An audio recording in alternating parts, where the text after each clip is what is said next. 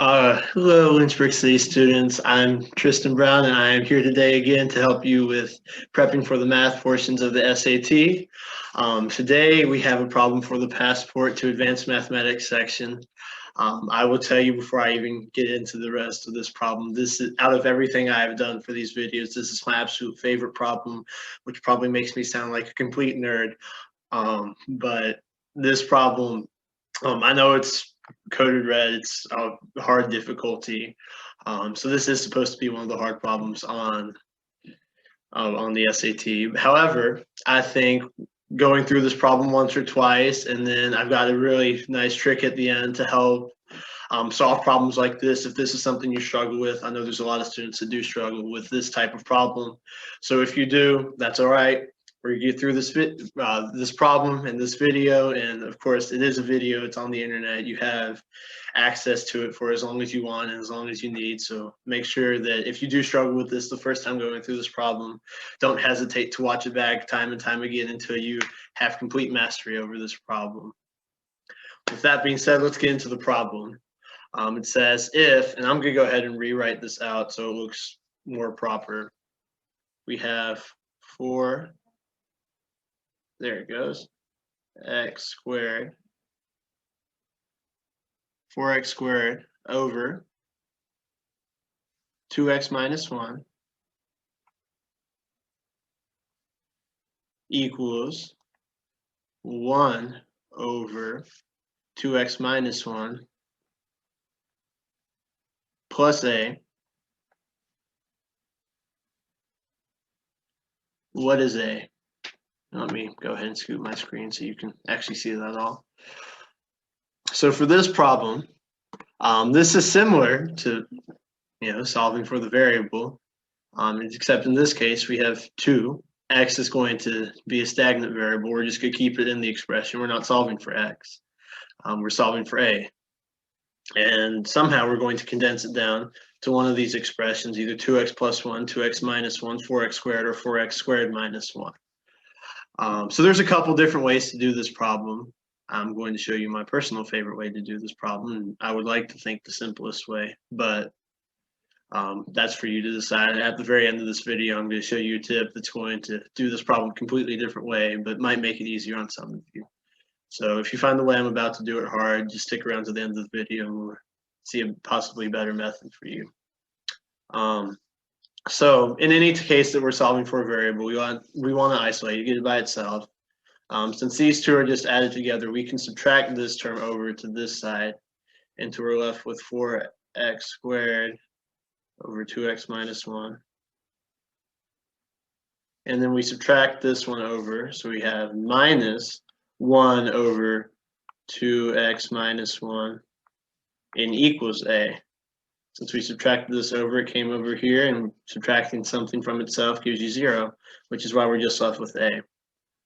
Now that we have that, we can see that they both have the common denominator of 4x squared, or 4x squared.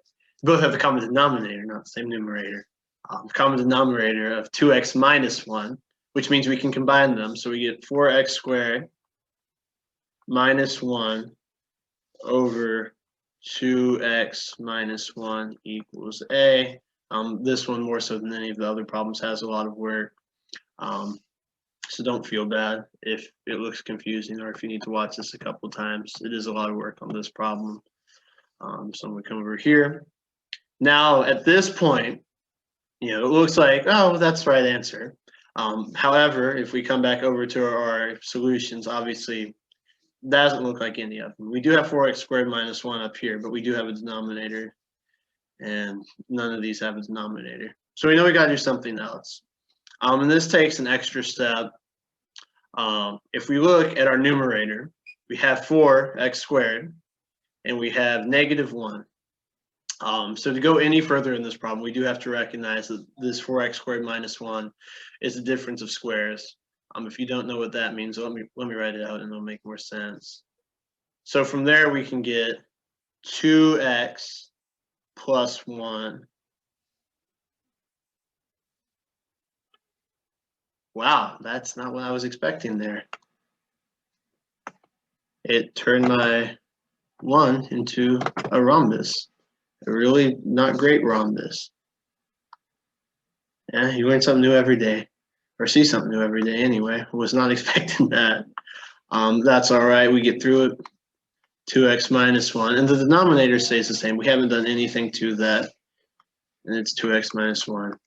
So what I said with this being a difference of squares, that means there's two things that are equivalent to each other that we can multiply together to get this term right here. And that's our two x's. If you multiply 2x times 2x, you get 2 times 2 is 4, and x times x is x squared. So it's a perfect square. And then 1, it was also, of course, a perfect square. However, when it's subtracted from each other, we have one of each term. So that way, if we were to multiply this out, we would condense it back down to this. That's why it's a difference of squares. So that's how that works. And this is still set equal to a, of course. And now we can see that we can cross out our 2x minus 1s because we have one on the denominator and one on the numerator, and they're being multiplied. So we can do that. And then we're just left with 2x plus 1 equals a. And if we come back to our problem, answer A is this 2x plus 1. So assuming I did everything right, which I really hope I did since I bragged up how much I like this problem. And I was, it is 2x plus 1. Of course, I mean, relative to the other problems I've done so far, this is a lot of work and it's much more complicated work. So again, don't feel bad if you didn't get that problem. It's all right. You can go through and watch this video as many times as you need to. Now, all right, so the y, 4x squared minus 1 over 2x minus 1 could be factored. That was what we got with the second step. And of course, it could be factored to, is that difference of squares, the 2x minus 1, 2x plus 1, and then 2x 1s cancel out. My tip, this is incredibly valuable for those of you that might have struggled with this. It says on a multiple choice question, if you're unable to figure out the answer algebraically, the way I did it, since it's multiple choice, it gives you all the possible answers it could be. And if you just substitute those in for A in this case, since that's what we were solving for, you can get it into the point you get two equivalent expressions on each side. So just to show you how that works, I'm going to write that out. So our problem was 4x squared minus 2x minus 1 equals 1 over 2x minus 1 plus a.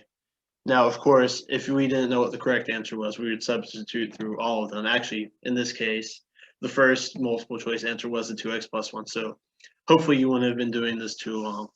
But just to show you how that works, if we say, well, I don't know how to get a, but I know that it has to be one of these four answers up in the problem. So I'm just going to go right from A to D and try to figure out which one it is. So I plug in the answer that's A, which is 2x plus 1.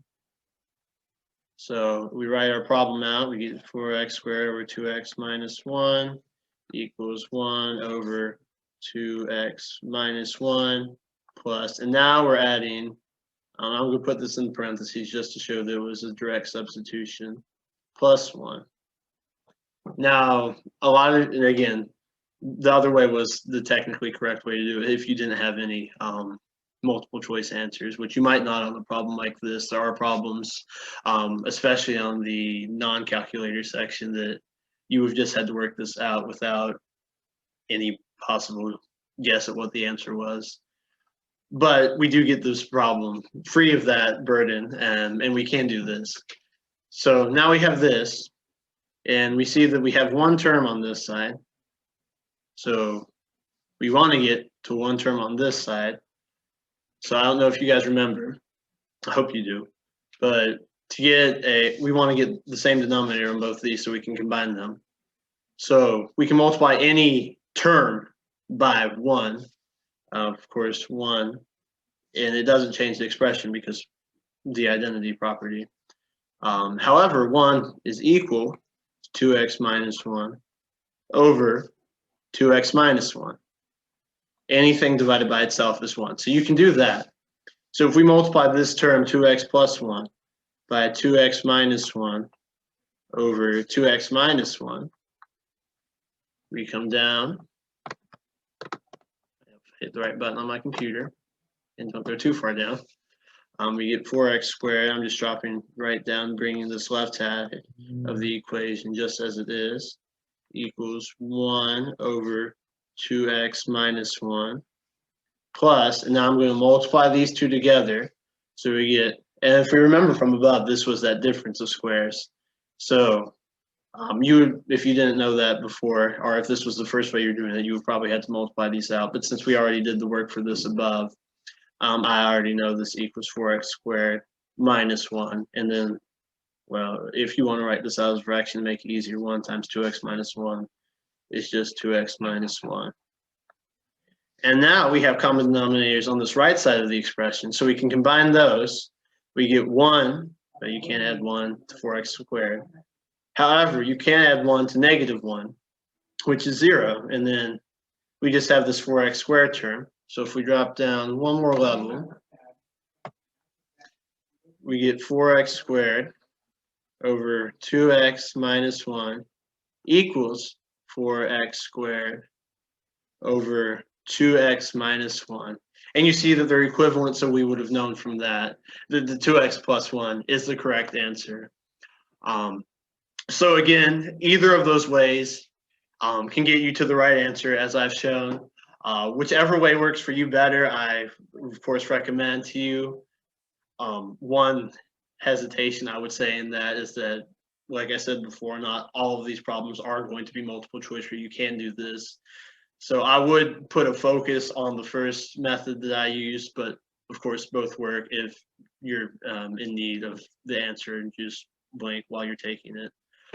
So this is that second method, just to get like that boost that you might need. So thank you guys for watching. I hope this was helpful. We still got plenty more videos to come if you still need help. Again, any of the videos I've done beforehand or this video, you're welcome to watch again until you've gained a mastery over those. So thank you for what you've done today. Have a great day, and I will see you at the next video.